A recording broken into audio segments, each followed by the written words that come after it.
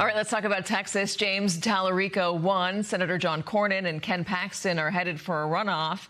But for how long? Joining us, former advisor to George W. Bush and John McCain, Mark McKinnon, and Puck congressional correspondent Abby Livingston. Ashley Parker is still with us as well. Ashley, we're going to start with you because you have a bit of a scoop on this runoff between Cornyn and Paxton. What is it? Sure. So we reported earlier this morning that President Trump's advisors expect him to endorse Cornyn in this runoff election. And then shortly after we reported this, the president on Truth Social did not quite say that, but he said his endorsement was coming. It was going to be a big endorsement. And once he endorsed, he expected everyone else to drop out. That would be a big deal, Abby. Explain why. Well, John Cornyn is in a lot of trouble, and anytime an incumbent in Texas goes to a primary, they're usually it is more likely than not that they're going to lose, because this means half of the electorate has voted against them, and the most right-wing voters show up to a primary. John Cornyn absolutely needs this endorsement for his survival, but he also needs other things to go his way as well. Like what? New revelations about Ken Paxton, an assortment, an incredible amount of spending. This thing could cost another $50 million at least. It is going to take all hands on deck to get John Cornyn through this primary if Ken Paxton decides not to drop out. So what is the likelihood that Ken Paxton does drop out if the president endorses John Cornyn, Mark? I don't think it's a done deal. I mean, I think obviously the endorsement would be a big deal. I don't think that ensures Cornyn's victory. I don't think it ensures that Paxton drops out. Paxton's, just given his character, his demeanor, and his record, I don't think that he's going to just simply drop out necessarily. And as your correspondent noted, I've heard the figure that 95% of incumbents in Texas, Republicans, lose primaries. So if they go into a runoff, so it's not a good record.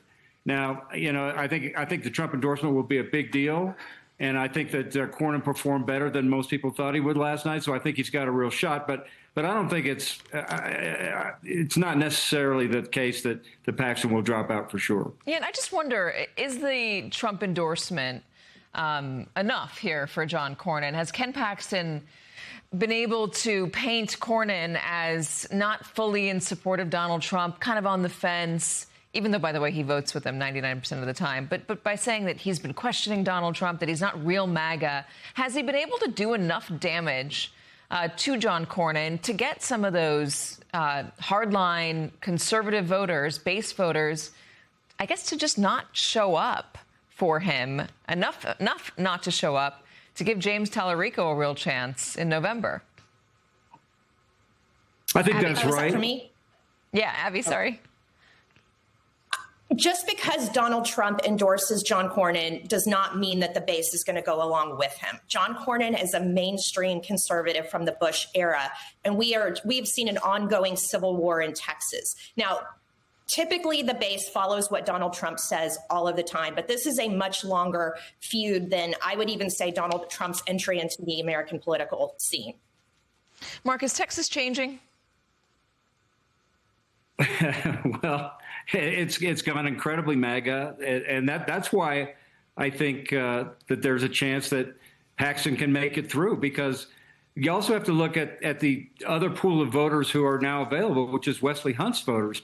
Most of those voters, you have to assume, voted against or voted for Hunt and against Cornyn because he was the establishment candidate. It's hard to see how they're going to turn around now and vote for Cornyn. It's more likely that if they're going to vote, they're going to vote for Paxton. And so, listen, Texas is still incredibly conservative, incredibly Republican, incredibly MAGA, especially in the primary.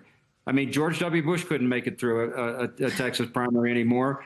But it's going to be really interesting because the Democrats have nominated a guy who I think could really make this a race. I think he's a once-in-a-generation candidate, and he just won a very tough primary himself.